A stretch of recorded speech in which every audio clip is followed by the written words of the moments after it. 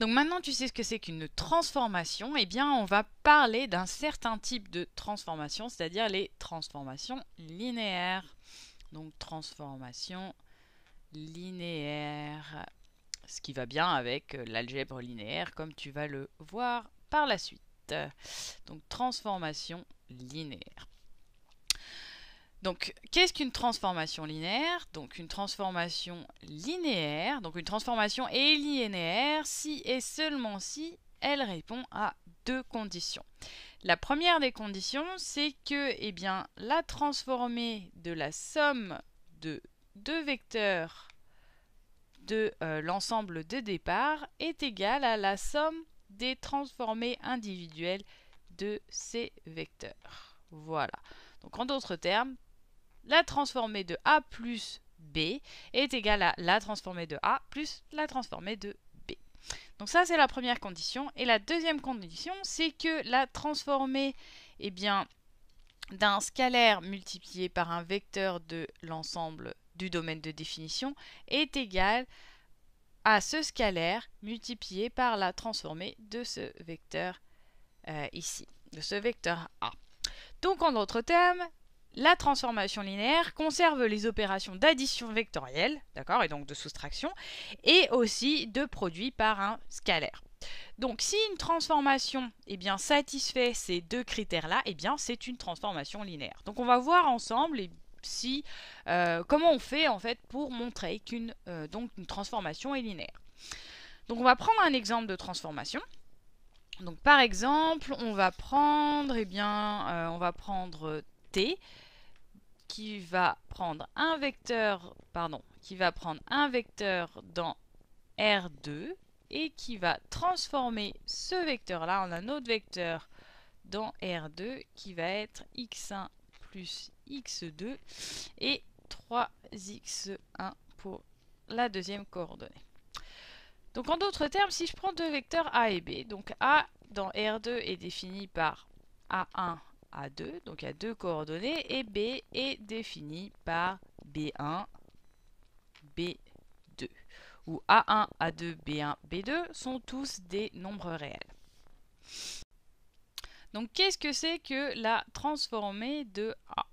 Donc la transformée de A, eh bien c'est la transformée donc du vecteur A1, A2, et ça, eh bien ça me donne A1 plus A2, oups, A2, ça c'est un 2, et 3 d'A1. De la même manière, la transformée du vecteur B, ça va me donner eh bien, B1 plus B2 et 3B1. Voilà. Donc qu'est-ce que c'est que la transformée de A plus la transformée de B dans ce cas-là? Eh bien, c'est tout simplement, j'additionne en fait les coordonnées, la première coordonnée de chacun des vecteurs ensemble. Donc ça me fait A1 plus A2 plus B1 plus B2. Et ici, ça me fait 3A1 plus 3B1. Voilà. Donc ça, c'est pour le premier côté de mon équation ici. Maintenant, je vais essayer de trouver la transformée de l'addition des vecteurs A plus B, de la somme de ces vecteurs-là. Donc, qu'est-ce que c'est que A plus B? Eh bien, A plus B, dans ce cas-là, ça va être tout simplement A1 plus B1 et A2 plus B2. C'est juste de la somme de vecteurs ici. Donc, T de A plus B, donc c'est la transformée de la somme de ces vecteurs-là. Et ça va donc me faire, eh bien ici, x1 plus x2, donc A1 plus B1 plus A2 plus B2, plus A2 plus B2. Et pour la deuxième coordonnée, ça va me faire 3 fois la première coordonnée. Donc 3 facteurs de A1 plus B1.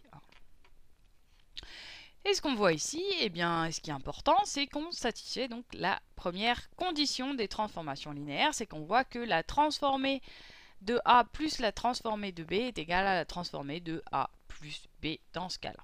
Donc on est OK sur cette première condition ici.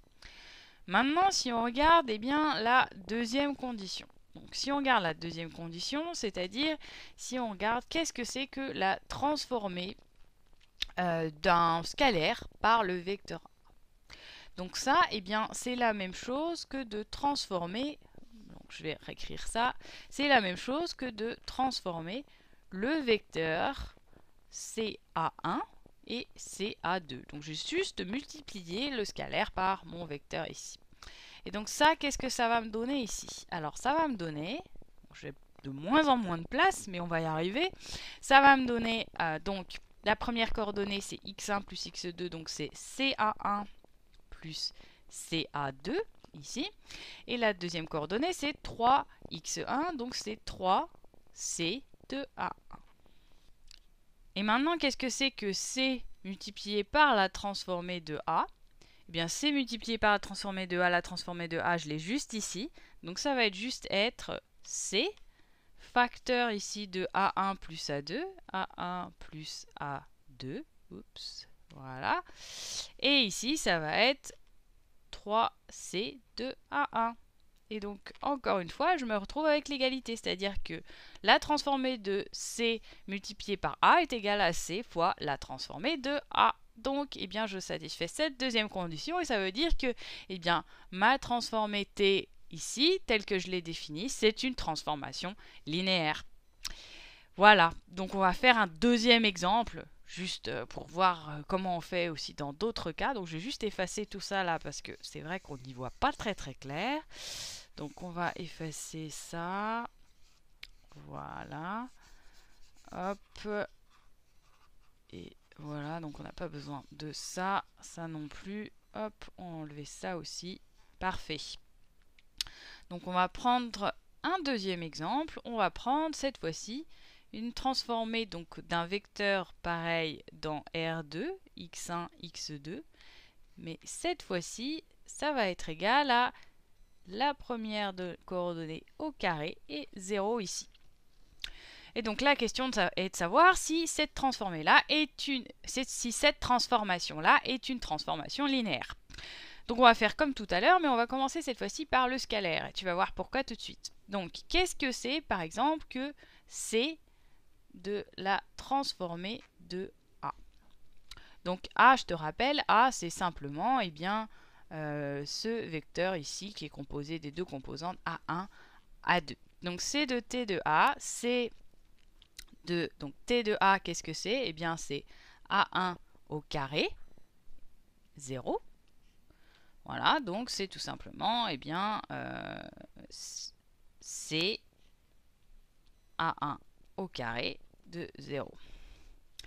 Maintenant, qu'est-ce que c'est que la transformée de CA? Donc la transformée de CA, c'est tout simplement, eh bien, je multiplie C par mon vecteur ici, donc ça me fait C2A1, C2A2. Et donc, qu'est-ce que ça donne la transformée de ça? Eh bien, ça donne CA1 le tout au carré, donc la première composante ici au carré, et 0. Et donc ça, qu'est-ce que c'est? Eh bien, c'est tout simplement C carré A1 carré de 0. Et donc ça, eh bien, c'est C carré. Eh bien, ça, tu reconnais cette composante-là. A1 carré de 0, c'est T de A. Donc c'est C carré de T de A. Donc ce que tu vois ici, très important, c'est que déjà ces deux quantités-là sont différentes. Donc ça, qu'est-ce que ça nous dit? Eh bien, ça nous dit que cette transformation-là, T, n'est pas une transformation linéaire. N'est pas une transformation linéaire. Donc voilà, il te suffit juste en fait de vérifier ces propriétés-là pour savoir si une transformation est linéaire ou pas. Mais juste à vue d'œil, on peut déjà se douter si une transformation est linéaire ou pas. Quand c'est une transformation qui associe à un vecteur une combinaison linéaire de ces coordonnées, on peut souvent dire que c'est le cas d'une transformation linéaire. Par contre, quand cette transformation-là implique des carrés, des multiplications, etc., eh bien souvent la transformation ne sera pas linéaire. Bien sûr, c'est pas automatique, mais c'est déjà pour te donner en fait un a priori sur ce que tu peux trouver par la suite. Donc voilà.